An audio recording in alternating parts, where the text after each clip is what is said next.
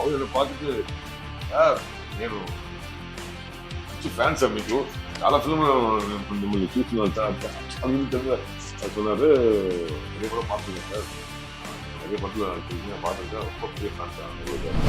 எல்லா திரைப்படங்கள்லையும் இந்த first day அது வந்துடும். ஃபர்ஸ்ட் டே மட்டும் நான் டேக் ஓகே சூப்பராக பண்ணிட்டு வச்சுங்களேன், அதுக்கப்புறம் அந்த படம் முழுக்க போயிட்டே அவங்க ஒரு மேடை மேல இருந்துட்டு கீழே நடக்கிற ஒரு ஃபைட்டை சீனை பார்க்குற மாதிரி ஒரு ஷாட்டு. அதில் அவங்க கீழே பிரபாஸ் சாரும் இவரும் கீழே நாங்கள் மேலே இருந்து பார்த்தோம். ஸோ இந்த மாதிரி இதுதான் வந்ததே வழி அவங்களோட கரெக்டாக நடிக்கக்கூடிய வாய்ப்பு வரும். அதர் லாங்குவேஜ்லேருந்து கூடும்போது ஒரு கூடுதல் சந்தோஷம் என்னன்னா, நம்மளை வந்து ஒரு லாங்குவேஜ்லேருந்து கூப்பிடுறாங்கன்னு அதில் ஒரு தனி இன்பம், ஒரு தனி ஒரு அது ஒரு கௌரவமாக கூட ஏன்னா ப்ரௌட் மூமெண்ட்னே சொல்லலாம். ஏன்னா நம்மளுடைய நடிப்பை ஒரு அங்கீகாரிச்சு தான் அவங்க வந்து நம்மளை கூப்பிடுறாங்க. இலங்கையில ஸ்ரீலங்கன் வாருக்கு முன்னாடி நடந்த ஒரு உண்மை சம்பவத்தை பேசுகிறோம். கென் கண்டையா அப்படின்ற ஒரு இலங்கை தமிழர், கனடாவில் வாழும் ஒரு இலங்கை தமிழர். அட்லாஸ்ட் அவரோட காம்பினேஷன்ல நடிக்க வேண்டிய ஒரு ஃபைட்ல தான் அதை மிஸ் பண்ணேன். ஃபர்ஸ்ட் டே வந்து படைச்சாரு, அப்படி பார்த்தாரு. அப்போன்னு எனக்கு அவன் பொழுது அவனை சுத்த ஒரு பயத்திலே இருந்தேன்.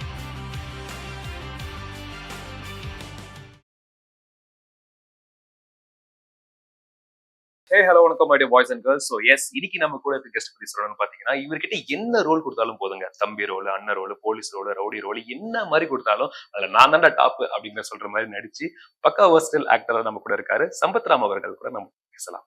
வணக்கம். வணக்கம் நேயர்கள் அனைவருக்கும் இந்த பணிவான வணக்கங்கள். KGF 1, KGF 2 மிகப்பெரிய பிரம்மாண்டம் கொடுத்திருக்காரு பிரசாந்த் நீல் அவர்கள். சலார் ப்ராஜெக்ட் உங்க கைக்கு எப்படி வந்ததுன்னா, இந்த ப்ராஜெக்ட் பண்ண பத்தின உங்க அனுபவம் என்ன? எனக்கு இந்த நான் சொன்னேன் இல்லையா, சிஜி கம்பெனி, ஆமா, VFX. ஸோ சாலிகாம்ல தான் எங்க ஆஃபீஸ் இருக்கு. நான் ஷூட்டிங்லாம் நேரத்தில் ஆஃபீஸ் போயிடுவேன். அப்போ நம்ம சோபா கல்யாண மண்டபம் பக்கத்துல, சோபா கல்யாண மண்டபத்தில் அந்த வழியாக போகும்போது பெரிய ஹோட்டல்ஸ், ஓகே, KGF டைரக்டர் அடுத்த படம் ஆடிஷன் நடக்குது அப்படின்னு ஒரு பெரிய கூட்டம் வர. சரி, அது KGF டைரக்டர்னு எனக்கு ரொம்ப ஆர்வமா இருந்தது. இப்படியே அந்த படத்துல வந்து நடிச்சோம். ஏன்னா ஆல்ரெடி கேள்விப்பட்டிருக்கோம், KGF 1 முடிஞ்சு KGF 2 ஆரம்பிக்கும் போது பெங்களூர்ல எத்தனையோ கிலோமீட்டருக்கு வந்து மக்கள் வந்து அது நடிக்கணுன்ற ஆர்வத்துல செலக்ஷனுக்காக போயிருந்தாங்க பார்த்தோம். இதுலயும் வந்து கியூ நிக்குது. எனக்கு அது நம்ம நிக்கிறதா எப்படி உள்ள போறதுன்னு நானும் அப்படியே யோசிச்சுட்டு இருக்கேன். சாமானியருக்கு இருக்கிற ஒரு கேள்வி உங்க மைண்ட்ல ஓடி இருக்கு. எப்படி மிஸ் பண்ண கூடாது மட்டும் போய் பாக்கணுமா, இந்த மாதிரி ஆடிஷன் அட்டன் பண்ணுமான்ற ஒரு எண்ணம். ஆனா உள்மன் சொல்லுது, எப்படியாவது அட்டன் பண்ணிடு அப்படின்னு உள்மன் சொல்லுது. ஆனா போய் கீழே நிக்கிறதுக்கு மனசு வந்து கேட்க மாட்டேன். இப்ப அதை பார்த்து அந்த ஆடிஷன்ல வந்து அந்த போலீஸ்ல வந்து ஒரு லோக்கல் மேனேஜர் நம்பர் அடிச்சு பார்ப்போம் அப்படின்னு சொல்லிட்டு அடிச்சேன். அவரு பேரு ஞாபகம் இல்லை இப்போ.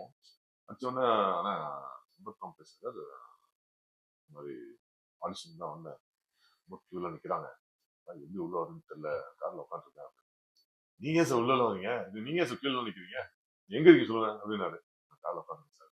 நேரம் அவர் என் கார்கிட்ட வந்துட்டு வாங்க ஞாபகம் சொல்லிட்டு அவரே உள்ள போயிட்டு அங்க கமல் சாருடைய அசோசியேட் அசோக் குமார், அவர் வந்து KGF 1, 2 எல்லாம் ஒர்க் பண்ணிருக்காரு. ஐ மீன் போஸ்ட் ப்ரொடக்ஷன் ஒர்க் பண்ணிருக்காரு. ஸோ அவரு பார்த்தோன்னே எனக்கு சந்தோஷம் இருந்துச்சு. ஓகே, நம்மளால ஒருத்தர் இருக்காரு அப்படின்னு அப்ப அவர்கிட்ட போய் இன்ட்ரடியூஸ் பண்ணாங்க. ரொம்ப சந்தோஷம் அவங்க சந்திச்சு அப்படின்னு சொல்லிட்டு அவரு வந்து கூட்டிட்டு போய் பிரகாஷ் அசோசியேட் ஆயிடுச்சு. அவரு தான் சலார் படத்தோட அசோசியேட். அவரு இன்ட்ரடியூஸ் பண்ணோம். அவரு என்னை பார்த்துட்டு, சார் నేను మంచి ఫ్యాన్స్ మీకు చాలా ఫిల్మ్ మిమ్మల్ని చూస్తున్నాను సార్ அப்படின்னு சொன்னாரு. நிறைய படம் பார்த்துருக்கேன் சார், நீங்க நிறைய படத்துல நடிச்சிருக்கீங்க, பார்த்துருக்கேன், ரொம்ப பெரிய ஃபேன்ஸ் உங்களுக்கு. நீங்க சார் ஆடிஷன்லாம் வரீங்க, நீங்க நம்பர் மட்டும் கொடுத்துட்டு போங்க சார், ஒன்றும் ஆடிஷன் தேவையில்லை, நம்பர் மட்டும் கொடுத்துட்டு போங்க அப்படின்னாங்க. அப்புறம் நம்பர் கொடுத்தேன். அப்புறம் இன்னொரு அசிஸ்டன்ட் டைரக்டர் வந்தார். சார் நம்பர் கொடுத்தீங்க ஓகே, இருந்தாலும் டைரக்டர் வந்து எல்லா வீடியோஸும் பார்ப்பாரு, ஒரு ஆடிஷன் விடாம, ஒருத்தரோட ஆடிஷன் கூட விடாம எல்லா ஆடிஷனும் பார்ப்பாரு. நம்பர் கொடுத்தீங்கன்னா டக்குன்னு சொல்றது தெரியாது, யாருன்னு யோசிப்பாங்க, சரி டக்குன்னு ஸ்கிப் ஆகி வேலைக்கு போயிடுவாங்க.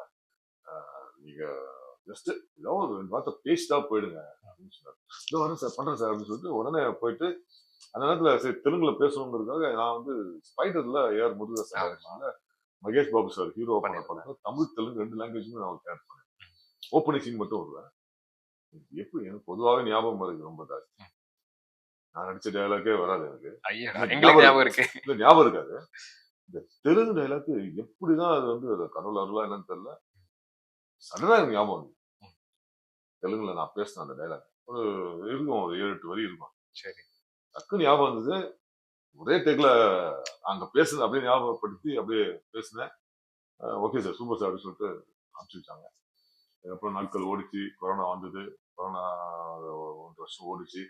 அதுக்கப்புறம் விக்ரம் படத்துல கேரக்டருக்காக செலக்ட் ஆகி கமிட் ஆகி போயிட்டு இருக்கு. அப்போ எனக்கு கன்ஃபர்மேஷன். ஓகே, இவ்வளவு பெரிய நீண்ட நாட்கள் பண்ணிட்டு இருக்கும்போது தான் எனக்கு கன்ஃபர்மேஷன். சரி, படத்துல ஒரு வேதா அப்படிங்கிற ஒரு கேரக்டர் ஒரு கன்ஃபர்மேஷன் பண்ணாங்க. டேட் எப்போ வரும்னு சொன்னா இல்ல அவங்க கூப்பிடுவாங்க. அதுக்கப்புறம் ஒரு 6 மாசம் கழிச்சு எனக்கு வந்து ஸ்கிரீன் டெஸ்ட்டுக்காக பிரசாந்த் சார் பார்க்கணும்னு சொன்னாங்க. ஹைதராபாத் வர வச்சாங்க. போயிட்டு லுக்லாம் பார்த்தாங்க. ஓகே, இந்தியா நல்லா இருக்கு, நீங்க அப்படியே விட்டுருன்னு சொல்லிட்டு அப்படியே சொல்லிட்டாங்க. விக்ரம் முடியும் போதே வந்து என்ன கெட்டப் இருக்கீங்களோ அப்படியே நீங்க எதுவும் ஜூம்லாம் பண்ணாதீங்க. அதனால அப்படியே அந்த கெட்டப்ல போய் நின்று இப்ப இருக்க கெட்டப்ல போய் நின்று பார்த்துட்டு நல்லா இருக்கு இப்படியே விட்டுருங்க. ஸோ அதுக்கப்புறம் ஒரு 3 months கழிச்சு தான் வந்து ஷூட்டிங் ஆரம்பிச்சாங்க. மனம் நிறைவா இருக்கு. நம்ம ஒன்றும் பெரிய வில்லன் கேரக்டர் பெரிய அந்த கேரக்டர் அப்படிலாம் பண்ணல அப்படின்றத விட ஒரு சாட்டிஸ்பாக்சனா இருக்கு. இவ்வளவு பெரிய ஒரு உலகமே எதிர்பார்த்துட்டு இருக்க ஒரு திரைப்படத்துல நம்மளும் வந்து ஒரு சின்ன ஒரு பங்கமா இருக்கிறோம் அப்படிங்கிறதுல ரொம்ப திருப்தியா இருக்கு. பொதுவாகவே எந்த ஒரு ஆக்டரா இருந்தாலுமே அந்த கேமரா முன்னாடி இருக்கும்போது கொஞ்சம் ஒரு இது மாதிரி இருக்கும். நீங்க எப்படின்னா எல்லாமே டக்கு டக்குன்னு டேக்லாம் எடுக்க மாட்டேன், நான் ஸ்பாட்ல போய் அடிச்சிருவேன் அப்படிங்கிற மாதிரி இருக்கா? ரொம்ப ரொம்ப சொதப்பலான ஆர்டிஸ்ட் அது. அந்த ஒரு இதை சொல்றேன், கேமரா பார்த்தோன்னே ஒரு சின்ன ஒரு இது வந்து அது எல்லா திரைப்படங்கள்லயும் இந்த ஃபர்ஸ்ட் டே அது வந்துடும். அந்த ஃபர்ஸ்ட் டே மட்டும் நான் டேக் ஓகே சூப்பரா பண்ணிட்டு வச்சுங்களேன், அதுக்கப்புறம் அந்த படம் முழுக்க அச்சு தூள் கழிச்சு போயிட்டே இருப்பேன். பட் ஒரு அந்த ஃபர்ஸ்ட் டே சொதப்பிட்டேன்னா அதோட பாதிப்பு வந்து அடுத்த நாள் இருந்துட்டு இருக்கு. ஸோ அது மட்டும் அது வந்து பிகினிங்ல இருந்தது. சமீப காலமா ஒரு எப்போ நான் வந்து அதர் லாங்குவேஜ் படத்துல போயிட்டு மெயின்லாம் பண்ணி மோகன்லால் சார் படம், சுரேஷ் கோபி சார் படம், இப்படி மம்முடி சார் படம், இது மாதிரி அதர் லாங்குவேஜ்ல போயிட்டு பண்ணி அங்க நம்ம வந்து பேர் வாங்க ஆரம்பிச்சோம். அதுக்கப்புறம் வந்து கொஞ்சம் நார்மல் ஆயிடுச்சு. ஸோ இவ்வளவுதான். நம்ம யாருக்கும் இதுவா இருக்கக்கூடாது. மனசுல வந்து மதிப்பு மரியாதை மனசுக்குள்ள வச்சுக்கிட்டு பயத்தை வெளியே காமிக்காம நம்ம வந்து அந்த கேரக்டர் அழகா உள்வாங்கி நம்ம வந்து பர்ஃபார்மன்ஸ் பண்ணாலே ஆட்டோமேட்டிக்கா வந்து அந்த பயம்லாம் போயிடும். அந்த ஃபியர் வந்து எல்லாருக்கும் இன்னைக்கும் ஒரு புது படம் புது டைரக்டர் பண்ணா அது இருக்கும். அது இருக்கக்கூடாதுன்னு ஒரு அதர் லாங்குவேஜ்ல போய் நடிக்கும் போது தான் எனக்கு வந்து அந்த அனுபவம் கிடைச்சது. இப்போ சரளமா எல்லா படத்துலயும் எல்லா லாங்குவேஜ்லயும் டைலாக் கொடுத்தாங்கன்னா எவ்வளவு டைலாக் கொடுத்தாலும் என்ன பர்ஃபார்மன்ஸ் பண்ணணும்னா இருந்தாலும் அதை தமிழ்ல எழுதி அதை வந்து மனசுல பதிய வச்சு. சலார் படம் பத்தி நம்ம நிறைய பேசியிருந்தோம்னா, ஒரு பக்கம் சலார்ல பாத்தீங்கன்னா பிரபாஸ் அவர்கள், இன்னொரு பக்கம் பிருத்விராஜ் அவர்கள். இவங்க காம்படிஷன், இவங்க ஒரு ஆக்டிங் ஸ்கில்ஸ் இவங்க இருக்கு. இவங்க சைட்ல இருந்து பார்த்த ஒரு அனுபவம் பத்தி உங்களுக்கு ஷேர் பண்ண நினைச்சீங்க? நான் 2 பேரையும் நேர்ல சந்திச்சேன். பட் நேருக்கு நேர் அவங்களோட நடிக்கக்கூடிய வாய்ப்பு வந்து இந்த படத்துல எனக்கு அமையல. ஆனா இவங்களுக்கு எங்கேயோ ஒரு இடத்துல நாங்கெல்லாம் நான் வந்து ஆக்சுவலா இந்த படத்துல ஸ்ரேயா ரெட்டி மேடம் இருக்காங்கல்ல, அவங்களுக்கு ரைட் ஹேண்டா பண்ணிருக்கேன். இதுல 10 பேர் 15 பேர் அப்படிலாம் கிடையாது. நான் ஒரே ஆள் தான் அவங்க கூட இருப்பேன். அவங்க ஒரு மேடை மேல இருந்துட்டு கீழே நடக்கிற ஒரு ஃபைட்டை சீனை பாக்குற மாதிரி ஒரு ஷாட். அதுல அவங்க கீழே பிரபாஸ் சாரும் இவரும் கீழே நாங்க மேல இருந்து பார்த்துட்டு. ஸோ இந்த மாதிரி இதுதான் வந்ததே வழி அவங்களோட டேரக்டா நடிக்கக்கூடிய வாய்ப்பு இல்லை. ஸோ 2 பேருமே இன்னைக்கு ஒரு மலையாளத்துல ஒரு பெரிய ஸ்டாரா இருக்காரு. அவர் வந்து உலக ஸ்டாரா இருக்காரு. உலக லெவல்ல இருக்கிற இந்தியர்கள் மத்தியில ஒரு பெரிய ஸ்டாரா பிரபாஸ் சார் இருக்காரு. ஸோ அவங்கள நேர்ல சந்திச்சு ரொம்ப சந்தோஷம். அவரு பிருத்திவிராஜ் சார் வந்து பார்த்து விஷ் பண்ணா அவர் பார்த்தோன்னா நல்லா நிறைய படம் பண்ணியிருக்கேன் மலையாளத்துல அப்படின்னு என்ன வந்து அப்ரிஷியேட் பண்ணாரு. பிரபாஸ் சார் கிட்ட அந்த அளவுக்கு பேசக்கூடிய வாய்ப்பு இல்லை. பட் சந்திச்சத ஹலோ சார் சொன்னேன். அவரும் நீங்க நிறைய படங்கள் பண்ணிருக்கீங்க, தமிழ், தெலுங்கு, கன்னடா, மலையாளம் சொல்லிட்டு நிறைய இண்டஸ்ட்ரியில பண்ணும்போது அங்க இருக்கிற வித்தியாசமும் இங்க இருக்கிற வித்தியாசம் தமிழ் சினிமால என்ன வித்தியாசமா நீங்க பாத்தீங்க? உங்களுக்கு எது கம்ஃபர்டபுளா இருக்கு? எப்பவுமே வந்து நம்ம தாய்மொழியில நடிக்கிறது அது ஒரு தனி சந்தோஷம். அதர் லாங்குவேஜ்ல இருந்து கூடும்போது ஒரு கூடுதல் சந்தோஷம். என்னன்னா நம்மள வந்து ஒரு லாங்குவேஜ்ல இருந்து கூப்பிடுறாங்கன்னும் போது அதுல ஒரு தனி இன்பம், அது இருக்கும். ஒரு தனி ஒரு அது ஒரு கௌரவமா கூட ம். ஃபீல் பண்றேன். ஏன்னா ப்ரௌட் நம்மளுடைய மூமெண்ட்னே சொல்லலாம். ஆமா. ஏன்னா நம்மளுடைய நடிப்பை ஒரு அங்கீகரிச்சு தான் ம். அவங்க வந்து நம்மள கூப்பிடுறாங்கன்னும் போது அது ஒரு கூடுதல் சந்தோஷத்தை கொடுக்குது. அதுவும் முதல்ல என்ன வந்து மலையாளத்துல கூப்பிட்டு ஒரு சூப்பர் ஸ்டார் மோகன்லால் சார் படத்துல அதுவும் மெயின் வில்லனா நடிக்க கூப்பிட்டாங்க அப்படின்னும் போது அதோட சந்தோஷத்துக்கு அளவே இல்லை இருந்தது. ஒரு 10 வருஷம் இருக்கும் நினைக்கிறேன் அந்த படம் நடிக்கும்போது. அதுக்கப்புறம் ஒரு ரெகுலரா ஒரு வருஷத்துக்கு ஒரு படம், ம். 2 வருஷத்துக்கு ஒரு படம், காமெடி சார் படம், ம். அப்புறம் லால் சார் படம், ம். இப்படி நிறைய படங்கள் அங்க பண்ணி இந்த விக்ரம் ரிலீஸ் ஆன பிறகு மாளிகைப்புறம் அப்படிங்கிற ஒரு மலையாள படம், அதுவும் செம்ம இதுவா அது வரவேற்பு வந்து கிடைச்சிச்சு. என் லைஃப்ல இந்த 25 இயர்ஸ்ல ம். எத்தனையோ வெற்றி படங்கள்ல நான் நடிச்சிருக்கேன். எத்தனையோ வெற்றி படங்கள் நான் சின்ன சின்ன கேரக்டர் பண்ணியிருக்கேன். ஹீரோ ஃப்ரெண்டா, வில்லன் ஃப்ரெண்டா, இப்படி நிறைய பண்ணியிருக்கேன். ஒரு படம் மிகப்பெரிய ஒரு பிளாக் பஸ்டர் ஹிட், அதுல நான் முக்கிய வில்லனா பண்ணியிருக்கேன் அப்படிங்கிறது இந்த படத்தை தான் எனக்கு வந்து கிடைச்சு. இந்த சாட்டிஸ்ஃபேக்ஷன் இந்த படத்தை கிடைச்சிருச்சு. விக்ரம் பார்த்துட்டு கூப்பிட்ட வாய்ப்பு கொடுத்த இந்த படம். ஆண்டோ ஜோசப் சார் தான் ப்ரொடியூசர், விஷ்ணு சசி சங்கர் அவர்கள் தான் வந்து டைரக்டர், விஷ்ணு உன்னி முகுந்தன் சார் தான் ஹீரோ. அது வந்து மலையாள பிலிம் இண்டஸ்ட்ரியை திரும்பி பார்க்க இருந்துச்சு. அதாவது ஒரு மலையாளி கூட அதை பார்க்காம இருந்திருக்க மாட்டாங்க, எல்லாருமே பார்த்துருவோம். அந்த மாதிரி ஒரு படமா அது அமைஞ்சு, ஒரு அருமையான படமா அது. ஸோ அதுல நான் முக்கிய வில்லனா பண்ணிருக்கேன் அப்படிங்கிறது ரொம்ப பெருமையான விஷயம். இந்த மாதிரி இப்போ சலாரு தெலுங்கு படம், ஆல்ரெடி நிறைய தெலுங்கு படங்கள்ல நான் நடிச்சிருக்கேன். ஒரு 10 படமா பண்ணியிருப்பேன், சின்ன சின்னதா பண்ணியிருப்பேன். இதுலயும் வந்து பெரிய வில்லன் அப்படிலாம் கிடையாது. ஆனா ஒரு நல்ல ஒரு மக்கள் மனசுல பதிகிற அளவுக்கு ஒரு கேரக்டரா இருக்கும் நான் நம்புறேன். படம் பார்க்கறதுக்கு நானும் ஆவலோட காத்துட்டு இருக்கேன். ஸோ இதெல்லாம் வந்து ஒரு பெரிய வாய்ப்பு. அவ்வளவு பெரிய படத்துல நம்மளும் இருக்கோம் அப்படின்னு சொல்றதே ஒரு பெரிய விஷயமா இருக்கு. அதே மாதிரி கன்னடத்துல ஆல்ரெடி ஒரு 6-7 படம் பண்ணியிருக்கேன். இப்போ தேவராட்டா பல்லவராரு அப்படின்ற ஒரு திரைப்படத்துல 3 லீடு கேரக்டர்ல 3 கதையின் நாயகர்கள் இருக்கிற கேரக்டர்ல நானும் ஒரு கதையின் நாயகன். உண்மையுமே ஒரு பேன் ஸ்டார்னே சொல்லலாம் போல. என்னுடைய எய்ம் வந்து முதல்ல இவ்வளவு அப்படி அவனா அப்படிலாம் இருந்ததே கிடையாது. தெரியல, தெரிஞ்சா போதும்னா சினிமாக்குள்ள வந்தேன். இப்போ அது தன்னாலே நடக்குது. அது அதாவது முதல்ல நான் அதர் லாங்குவேஜ்ல போய் நடிச்சது வந்து கன்னடத்துல சைனைட் அப்படின்ற ஒரு திரைப்படம். நம்ம கேமராமேன் சார் ரத்னவேல் சார், அவரு தான் வந்து என்னைய வந்து அதர் லாங்குவேஜ்ல ஃபர்ஸ்ட் அறிமுகப்படுத்தினாங்க. அதுக்கப்புறம் தான் மலையாளத்துல மொத படம் ஜனகன். அதுக்கப்புறம் தெலுங்குல நம்ம மோகன் பாபு சாருடைய சன் விஷ்ணு மஞ்சு அவர் பேரு.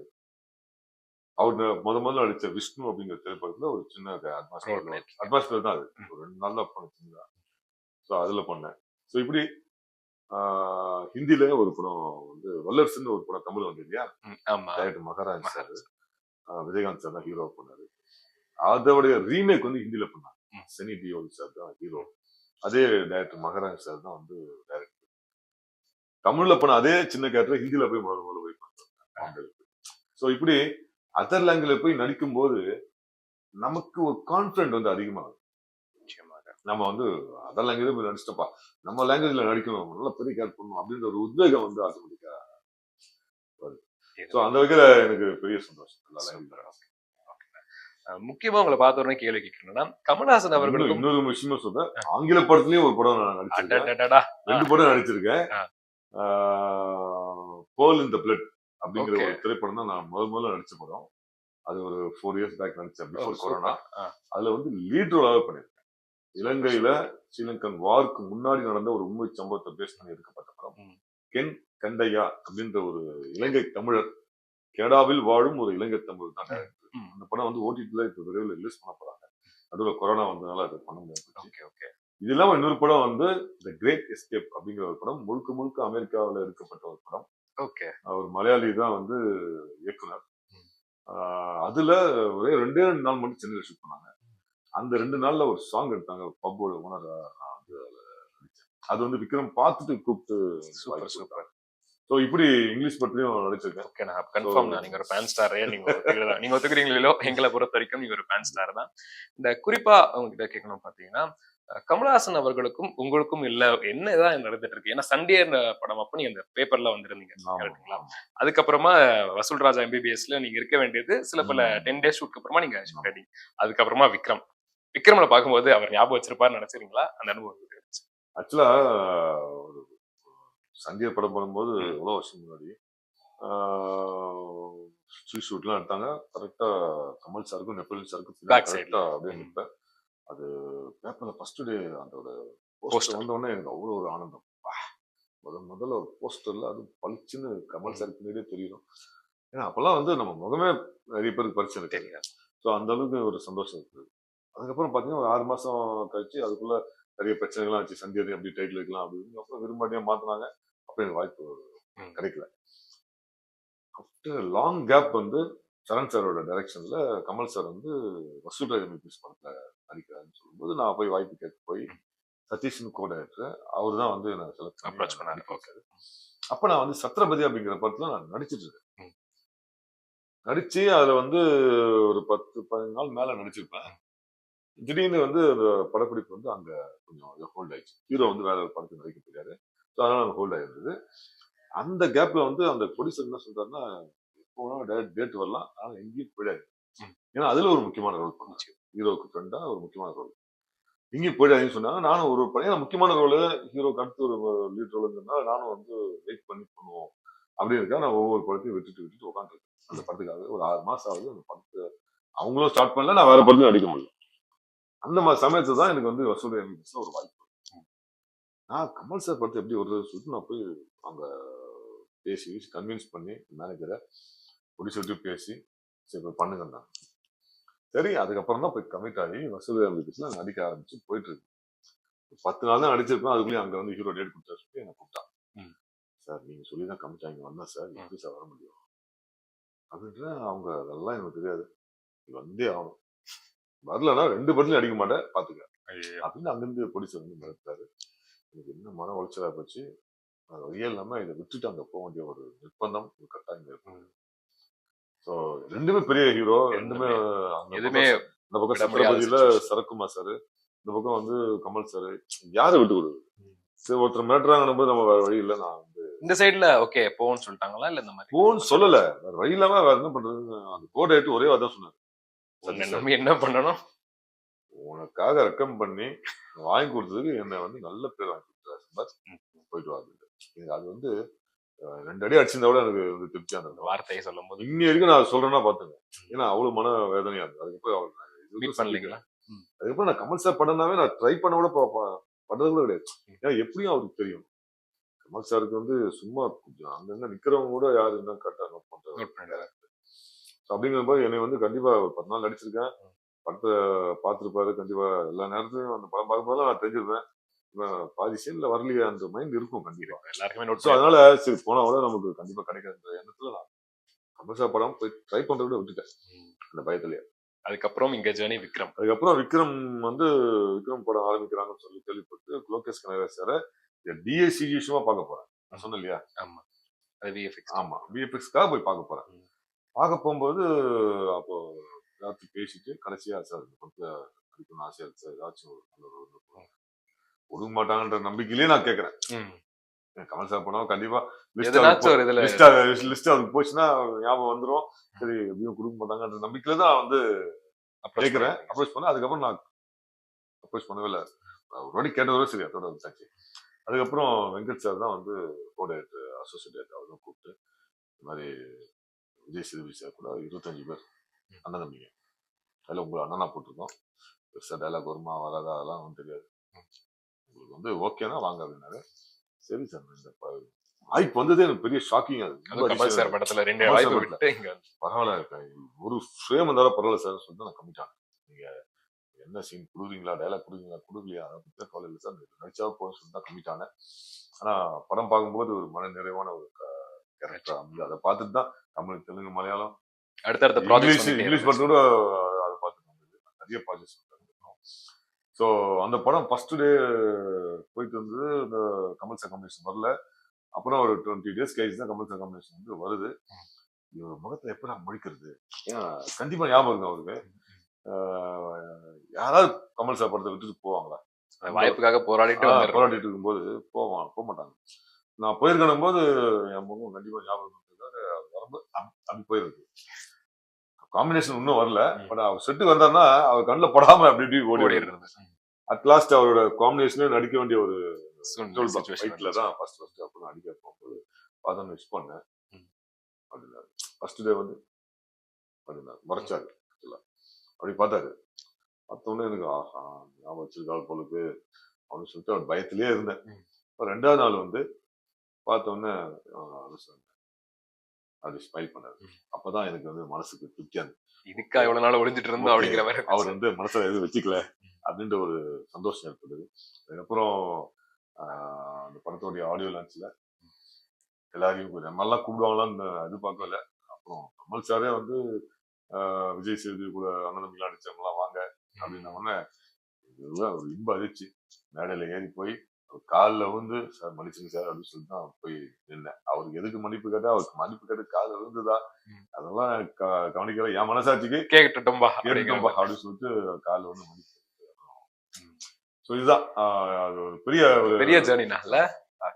ஏன்னா நிறைய பேருக்கு வாய்ப்பு கிடைக்காம இருக்காங்க. கிடைச்ச வாய்ப்பு நம்ம பயன்படுத்த முடியாம போச்சு. ரொம்ப அழகாவும் பயன்படுத்தி இருந்திருக்கீங்க.